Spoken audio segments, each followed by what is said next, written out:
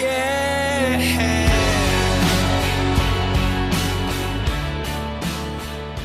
Hey guys, Happy Conscious Gal here. Oh my goodness, it's been about 5 weeks since my last vlog. It's been a crazy, crazy time. I just wanted to give you a quick update on how I'm going in my life maintenance phase 5. It's been a pretty eventful 5 weeks in terms of my body and what I've been going through in terms of food and weight loss and everything. And health generally. When I last spoke to you, I was doing really well on stabilizing. I think around 60.5 kilograms or something, which was, well within the 2-pound window of my LIW, and I was feeling really great. And I was eating carbs. I was eating quite a lot of carbs and stabilizing there and sustaining my weight. And I was kind of amazed. And I remember my last vlog, I was like, oh my God, I'm eating carbs. And I didn't go crazy on the carbs. I didn't, gorge on them or anything. I just was eating, normal amounts. When I was hungry, I'd have a bit of something. I was still mainly eating a lot of protein, and it was all going well. And then maybe 5 days after that vlog, I came down with a bladder infection. As I told you a few weeks earlier, I had been quite sick, and I haven't had a bladder infection in maybe 10 years, but I think because I'd been sick, I'd had a bit of a flu, my body hadn't 100% recovered, my immune system wasn't back to normal, and so I got hit by a bladder infection, which is very, very unusual for me. Haven't had one for many years, as I said, and for the first time in about a decade, I had to go on antibiotics. I actually waited about 5 or 6 days before I went on antibiotics. I tried every natural remedy under the sun. I was drinking lemon water, I was drinking apple cider vinegar, I was drinking all sorts of special herbal teas for antifungal teas, like Powdarko teas.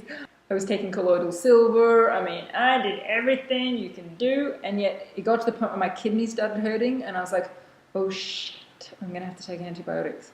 And you guys know I'm really super health conscious. I really don't do Western medicine, so it was a hard thing for me to do, but if there's a risk of a kidney infection, for me there's a line there.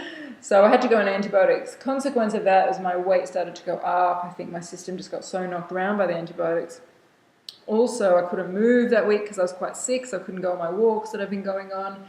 And in order to replenish all the bacteria in my gut from the antibiotics, I started eating not just my normal cultured vegetables, but I started making water kefir and also a lot of milk kefir. And I'm glad I did that because I feel much healthier now after 3 weeks of that. It's full of probiotics, much better than buying a probiotic from in a bottle. It's just amazing, replenishes your gut. So it was the best thing I could have done to recover from antibiotics. But I have now really definitively seen that milk kefir, even if it's made from goat's milk, does not agree with me. My weight just started going up and up and up. I was like, no. But my priority was getting my health back to normal. So, life happens. Sometimes you have to eat stuff for your health that may not be good for your weight loss. And, I just had to deal with that. So a couple of weeks ago, I felt on top of all of that, I felt I'd done 2 or 3 weeks of intensive probiotic-rich foods. I'd replenished my gut. I decided to just stick to a little bit of water kefir every day. Most of the sugars get eaten by the kefir grains. I don't know if you know what water kefir is, but it's made with water and sugar, and you put these special grains in it. It eats all the sugar and transforms it into a highly fermented, highly probiotic drink. It's very sparkly. It's almost like a soda. It's very healthy. And I ferment mine for a long time, so there's really not much sugar left. So I limited myself after that to a little thimbleful of that. I stopped drinking the milk kefir made from cow's milk or goat's milk. And I was kind of like, oh my God, my weight's gone up about 3 kilograms, which is about 7 pounds from this whole bladder infection, antibiotic, probiotic thing. I'm almost back up to where I was at before I did my round. So it was a bit depressing. But at the same time, I really, I don't bother getting too upset about stuff because what's the point? I can't change it. I haven't done anything wrong. I haven't messed up. It's just how it is. So I was like, okay, what can I do now? So I decided to go strict low carb again for a few weeks just to see if it would drop down. So I went basically back to P3 foods. I've been eating those for the last 2 weeks. I think about 2 weeks, maybe a week and a half.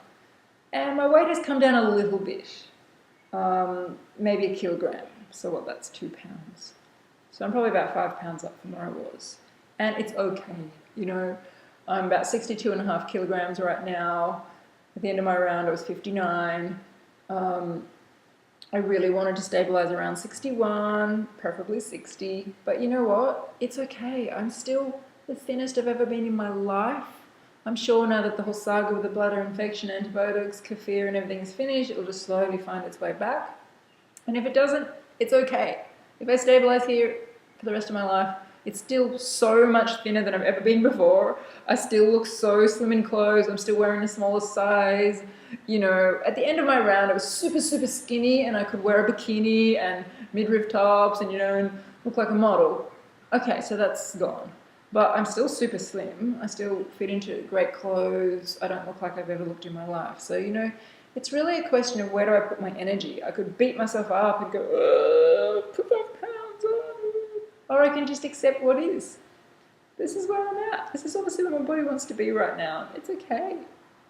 You know, and it's been a bit of a journey for me to get to this, because in that couple of weeks where I was trying to bring my weight back down, low carb, you know, I was really starting to get back into that mindset of, I have to fix this, I have to get my weight back down, you know, I felt so good at the end of my round, I want to be skinny again, it was so good, and I really lost perspective and just, you know, started going back into that I'm fat mentality, which we've all lived with for so long. And the other day, I think I walked past a shop window and I caught sight of myself in a window and I was like, oh my God, I'm so slim.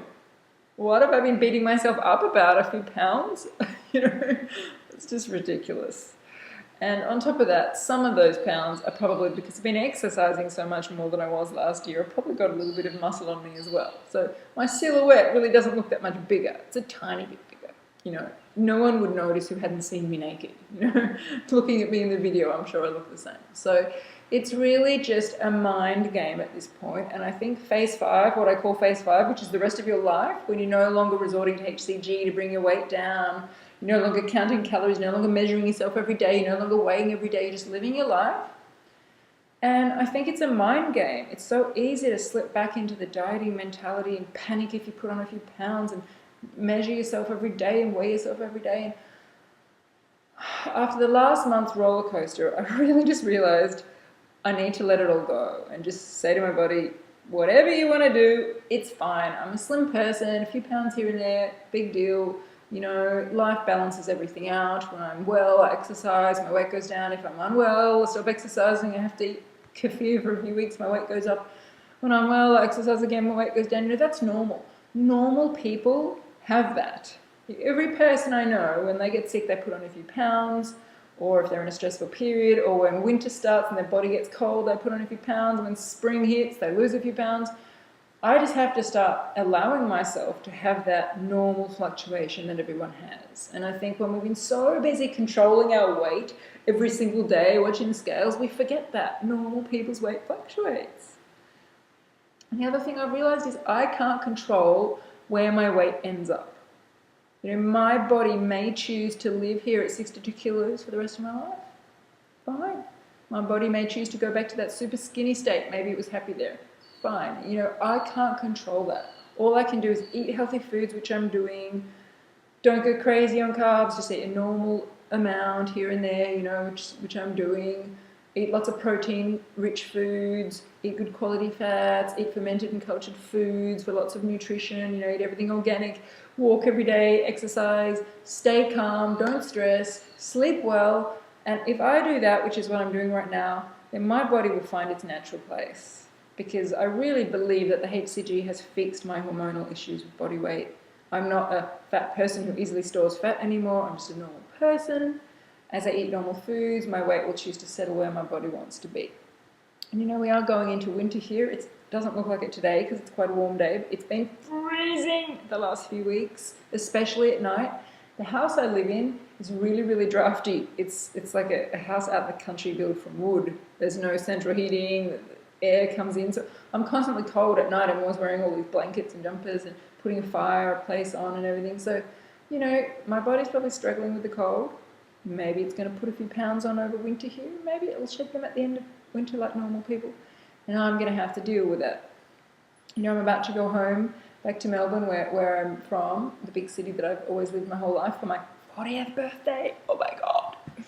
Going to be having parties, dinners, celebrations, lunches, you know, maybe I'll put on a couple of pounds because I'll have to eat in restaurants a few times. So when I come back, I'll go back to my normal healthy food, I'll go for some walks, it'll drop back off.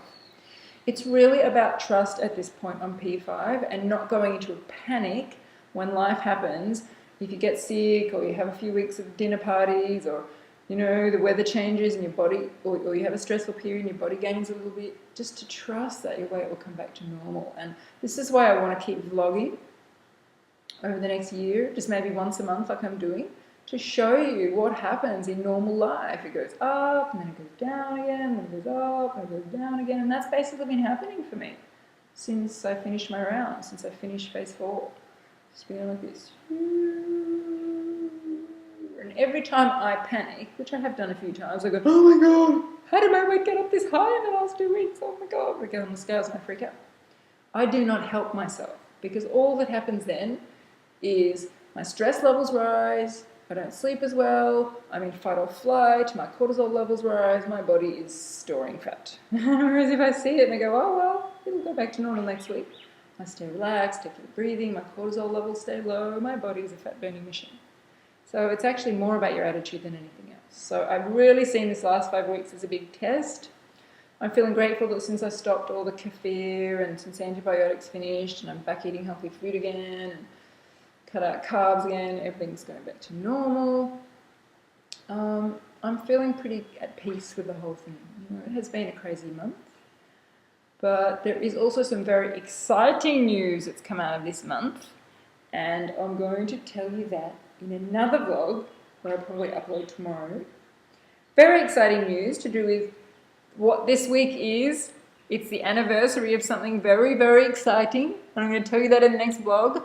And this is also the week when I'm going to be launching my next HCG books. I have pretty much finished them. All I'm doing now is finalizing the covers, uploading the pictures, writing the description, getting ready to upload it all onto Amazon. Oh my God, it's very exciting. I've been working on this second book for 6 months, and I also have been working on the third book at the same time, which is a slightly smaller book. So I've been writing them simultaneously, and I decided to wait till I finish both and publish them together because it'll probably be easier for people to just buy the whole lot together. They're all very cheap, buy them as a package.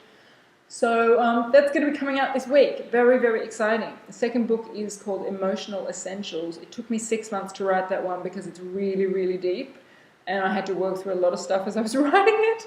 And I had to draw stuff up from the depths of my soul. You know, everything is in that book. I mean, it's going to get you looking at really your emotional issues about emotional eating, your boundaries, your sense of self-love, your masculine, feminine energy, you know, your body fat history, the triggers that you have that make you put on weight, the patterns in your life, your childhood, the way you deal with your feelings, the way you express anger. Everything is in this book.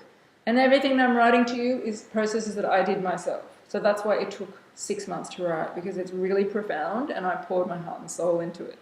You know, I didn't make any money from the first book. I'm selling them very cheaply. I didn't even cover my costs. So this is not a money-making exercise for me. It's really just a chance for me to share what I've learned in this HCG journey and to put it out there for the community to help you, because there's not much out there that looks at the deep stuff like mindset, like emotions, like, you know, body patterns, psychological challenges we face on the rounds. So I'm really excited about that. And the third book, which I've also been finishing at the same time, is all about how to prepare your life for HCG. So how to prepare your body, how to do cleansing and detoxing, and how to eat before you start your protocol to get your body in an optimum state, and also how to set up your life, you know, how to find social support so that you have friends to support you during HCG, all that sort of stuff. It's all about preparing your body and preparing your life. It's quite a short book. It's not like 6 months of gut-wrenching material like the second book, but it's a very practical book. I think it will be very helpful. And I think it will be a nice companion to the mindset book, the emotional book, to have the body and lifestyle book. And then the 3 together is pretty much, if you read those 3 books, you will be prepared for HCG on every level. And that's my intention with the first 3 books. The ones that come after that are all going to be about specific strategies that you need during your actual rounds. I'm going to get to those next.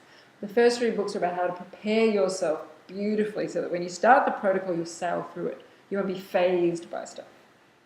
So I pretty much sailed through mine, and I think it's because I did a lot of this deep preparation before I started. So anyway, I'm very excited. Those books will be out this week, and I'm going to do another vlog tomorrow to tell you about the amazing special 1-year anniversary that I'm celebrating this week, which I think you'll all be very, very interested in, because it relates to my weight loss journey. All right, guys, I'll post that one up tomorrow. All right, see you all. Hope you've all been wonderful in the last 5 weeks. Bye.